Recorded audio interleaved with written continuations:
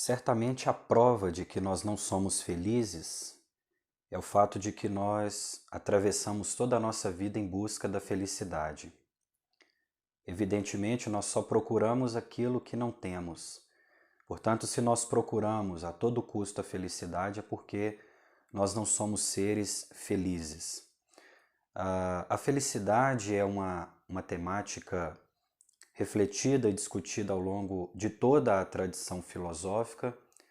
E é uma questão ainda viva hoje, não só no âmbito filosófico, afinal de contas, em última instância, o objetivo de toda e qualquer pessoa é o encontro da felicidade.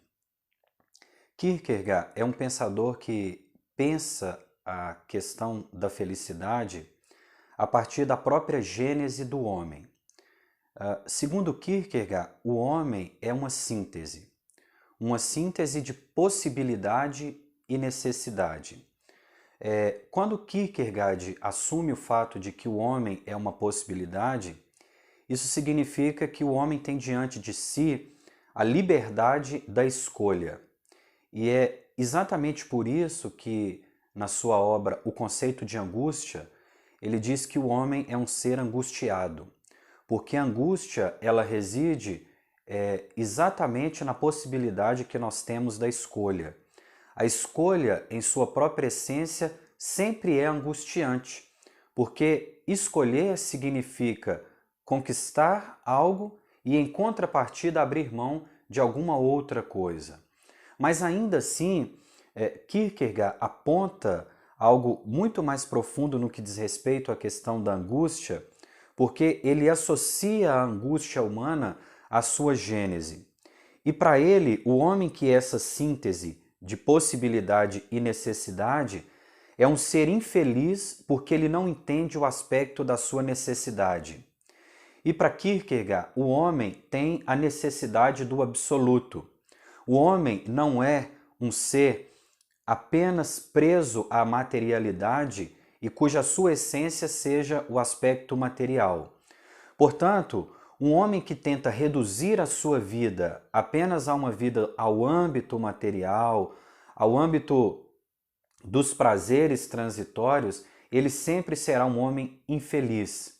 E ele trabalha essa perspectiva dentro daqueles três estádios da existência, o estádio estético, ético e o religioso. E para Kierkegaard, quem é o homem estético?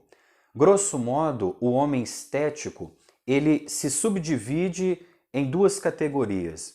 Primeiro é aquele que não tem consciência da eternidade que o perfaz enquanto ser. Então é alguém que reduz a existência e reduz a si próprio ao nível da materialidade. Portanto, a partir do momento que o esteta constitui-se como alguém que não tem consciência da eternidade, como diz Kierkegaard, ele empenha toda a sua força, as suas pulsões para a vida material. Seria aquilo que Paulo, na sua carta aos Coríntios, diz a respeito do homem natural, cuja mentalidade é comamos e bebamos, porque amanhã morreremos. Né? Então o homem esteta é aquele que vive preso à imediatidade da vida. Né? E para Kierkegaard, esse homem constitui-se em um homem infeliz porque um ser cuja origem e a essência está vinculada à eternidade, ele nunca poderá satisfazer-se plenamente com aquilo que diz respeito à finitude e à materialidade. Né? A segunda categoria do homem estético é aquele que, mesmo vivendo na imediatidade, mas ele tem uma leve consciência e uma percepção de que a vida não se reduz à esfera da materialidade, do aqui e agora. Então, essa segunda categoria constitui-se em um homem reflexivo, que nós poderíamos dizer assim, tem lapsos da eternidade, né? Tem pequenos insights de que a vida e a existência não pode reduzir-se à efemeridade, à transitoriedade daquilo que nós temos diante de nós.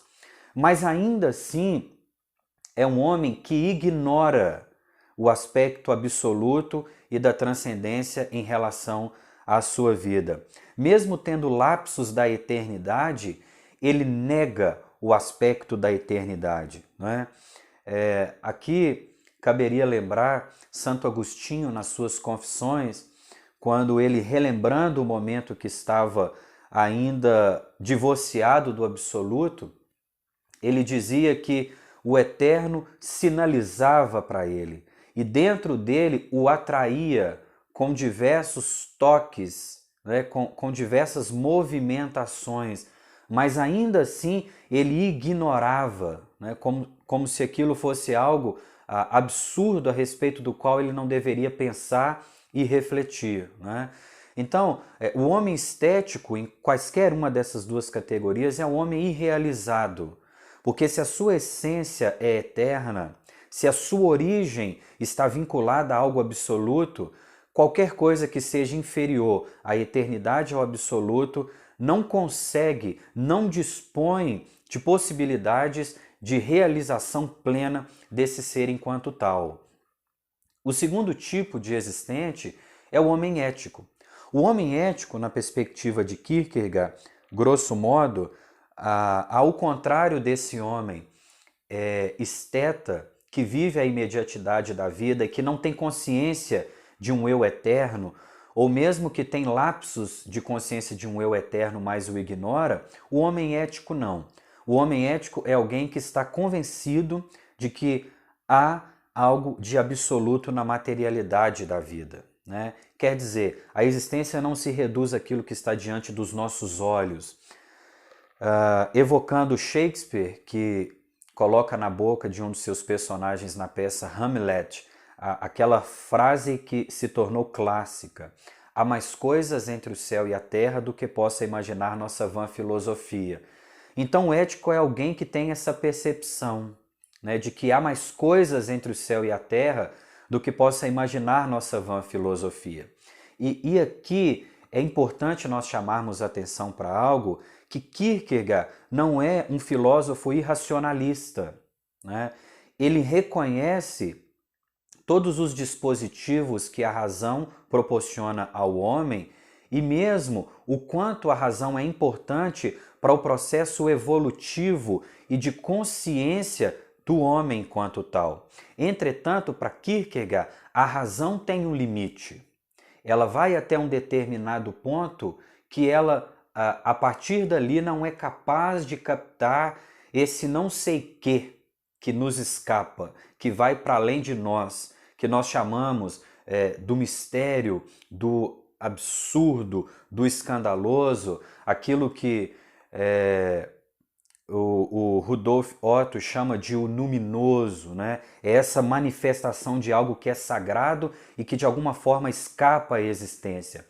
Entretanto, o homem ético, na perspectiva do Kierkegaard, é alguém que, mesmo tendo consciência disso, ele não se rende ao absoluto.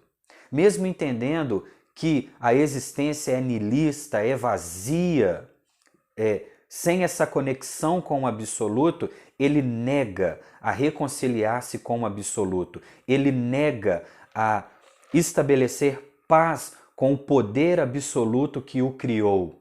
Essa é a expressão que Kierkegaard usa na sua obra pseudônima, Doença Mortal, que ele coloca sobre a autoria de Anticlímacos, né?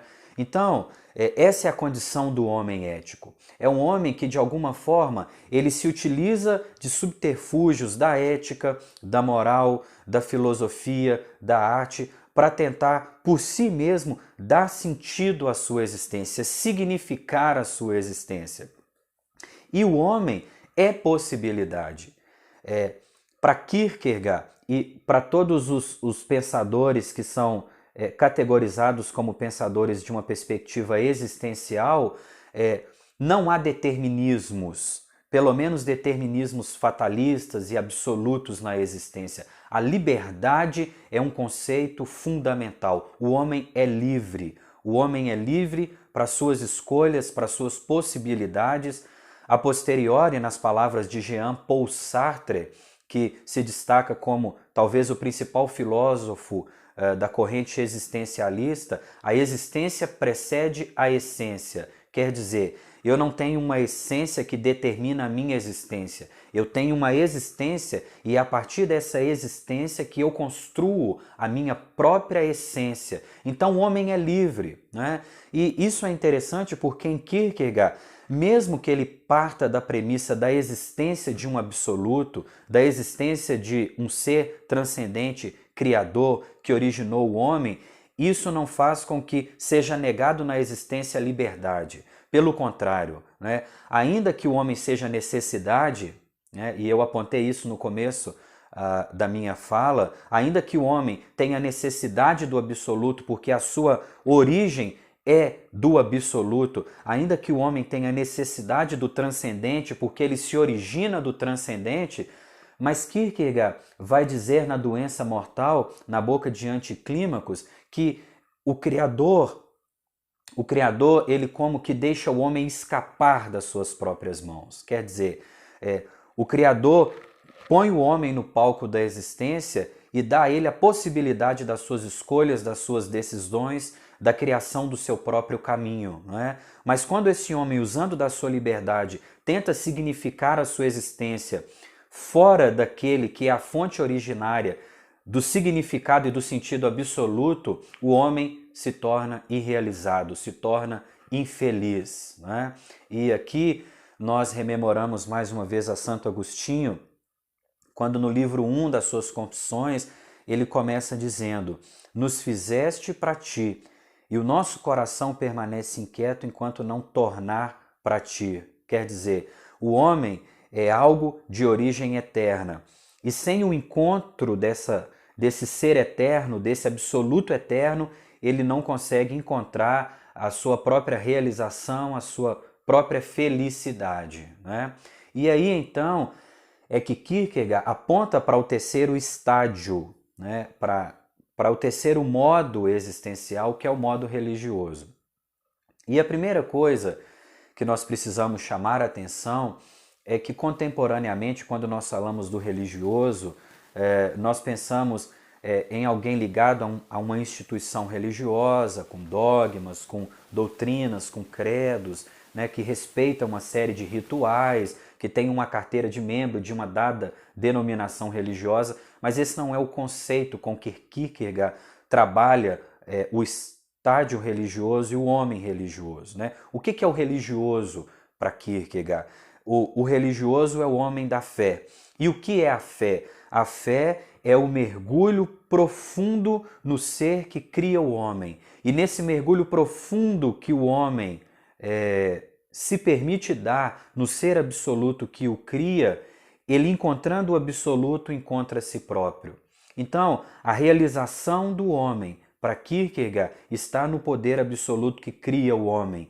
E fora desse poder absoluto, o homem não pode realizar-se e não pode sentir-se feliz enquanto tal. Isso significa que em Kierkegaard é impossível a possibilidade da felicidade plena fora do ser absoluto que cria o homem e que, portanto, é o único capaz de dar a este homem a felicidade plena.